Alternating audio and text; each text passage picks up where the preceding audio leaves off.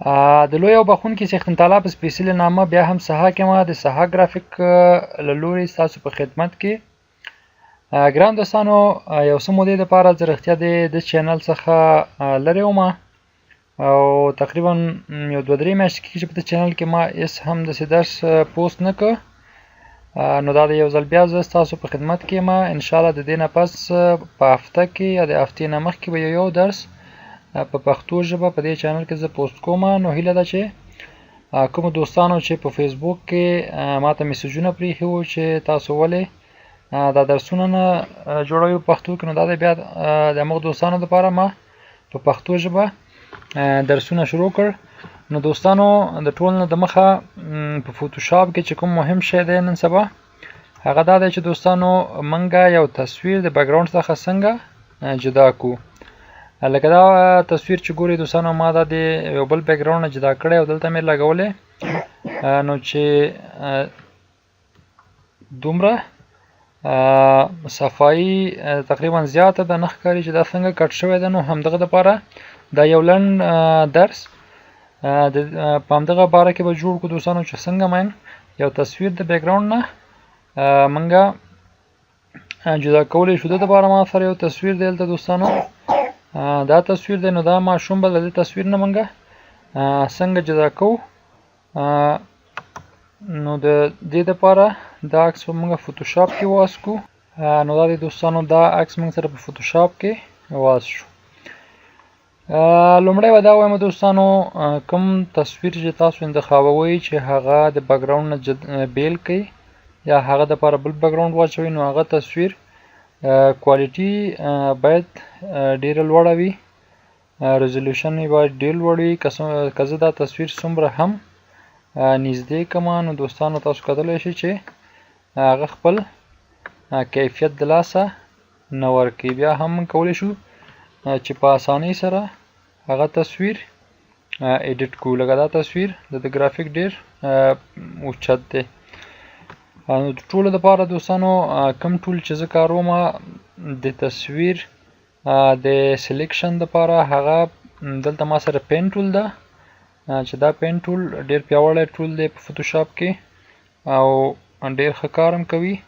نو راځئ چې شروع کړو دوستانو چې یو تصویر موږ څنګه د بیکګراوند نه جدا کولی شو. د ټولو د مخې باید موږ دا تصویر دومره زوم کړو چې موږ څومره چې امکان په د تصویر کې موږ نه موږ دا تصویر ځان ته زوم کوو په دې ډول او د پین ټول سره. لکه دلته چې ګورئ زه د ځای نه شروع کوم.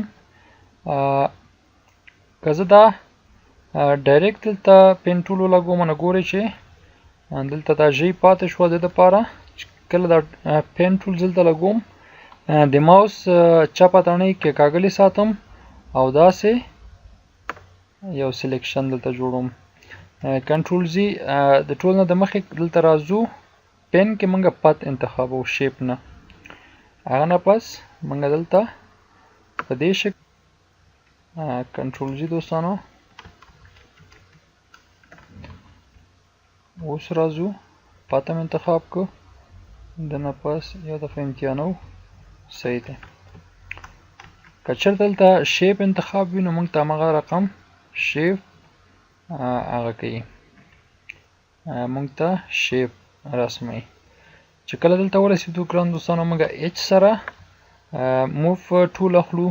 نو دا ستاسو کوم کلسر چې دی دا به په لاس تبدیل شي لکه پنجې. هغه نه پس بیا راځو پین ټول اخلو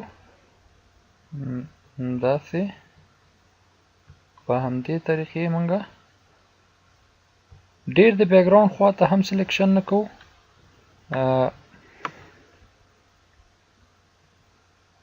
په همدې شکل ملګرو راځو دلته بیا دلته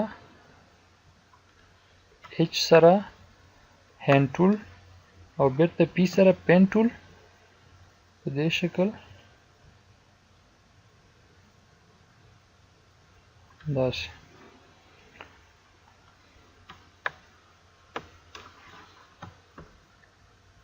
دلته ګوره موږ لږ کرف جوړو.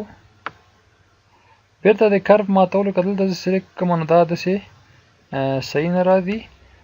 دلته آلت کلیک کوو نو دا دی به بیرته موږ ته مات شي. ماتېدو نه وروسته بیرته راځو دلته. که موږ وغواړو د واړه ډیټیل هم پکې راوړلی شو، که ونه غواړو ترېنه تېر شو هم کېدی شي په دې شکل. ځکه چې دا درس په همده دپاره جوړ شوی چې موږ په پین ټول باندې مکمل پوه شو او څنګه یو تصویر د بیک ګراوند نه کټ کوو. د دپاره موږ به واړه واړه ډیټیل ټول په ده کې راخلو. د دې دپاره چې د دې عکس کوالټي هم ډېره لوړه ده، نو موږ ته د ده په کټ کولو کې هېڅ مشکل نه ښکاري. داسې او په دې شکل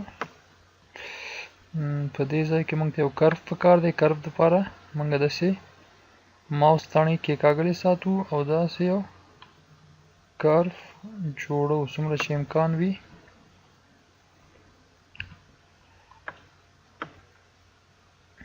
دلته آلت سره دا ځای کټ کوو او په دې شکل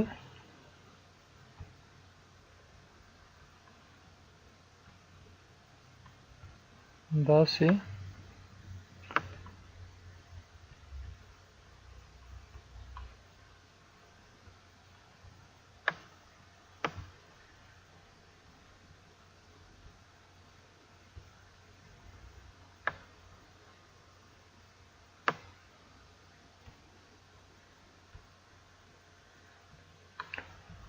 بالکل همداسې دوستانو.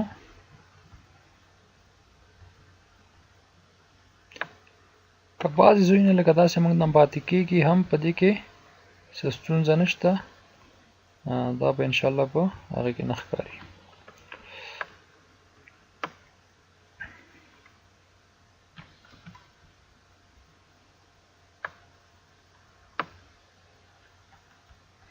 لکه دا ځای ګول دی، که زه دلته دا ځای واخلم نو فیکس په دې شکل زه دا ګول کټ کولی شم.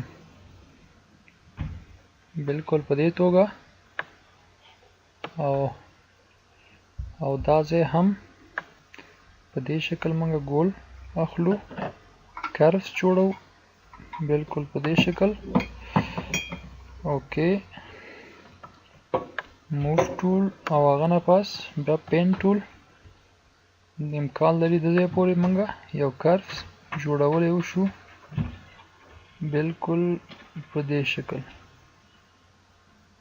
اوکې بیا هلته کټ ورکوو آلت سره او دا هم په دې شکل. نو دوستانو تر څو چې آخر ته رسیږو زه دا ویډیو ته لږ سرعت ورکوم. تر دې ځای پورې به تاسو پوه شوي وئ. نور به دا ویډیو زه یو څه پوز کړم چې کله ویډیو ته به لږ سرعت ورکو.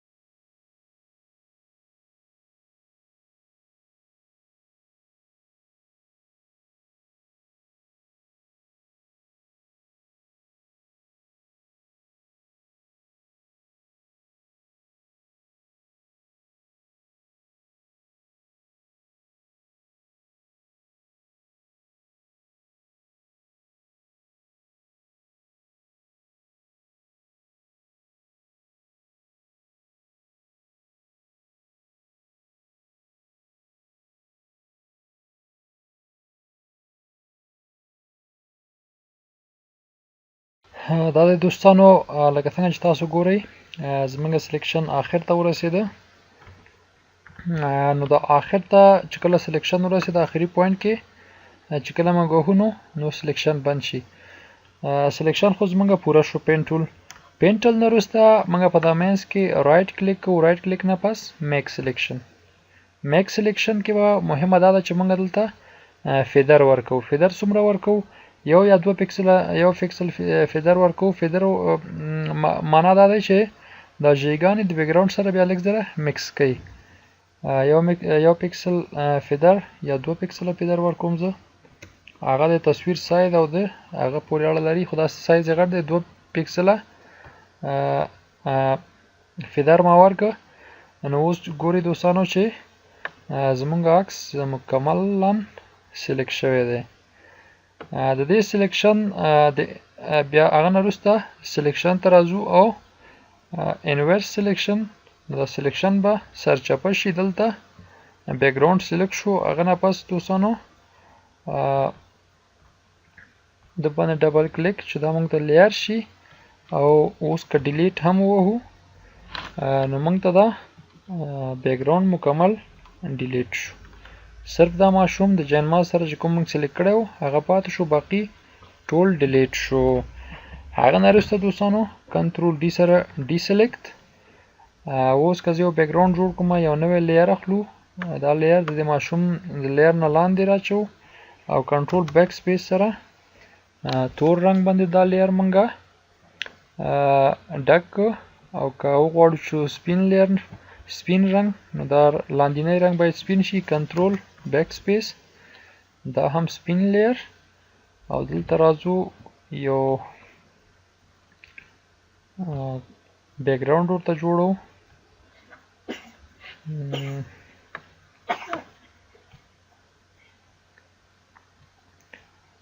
بیکګراوند هم جوړ کو.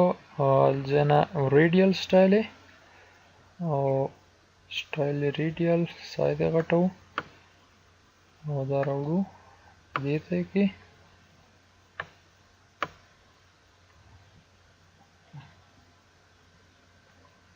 او دته هم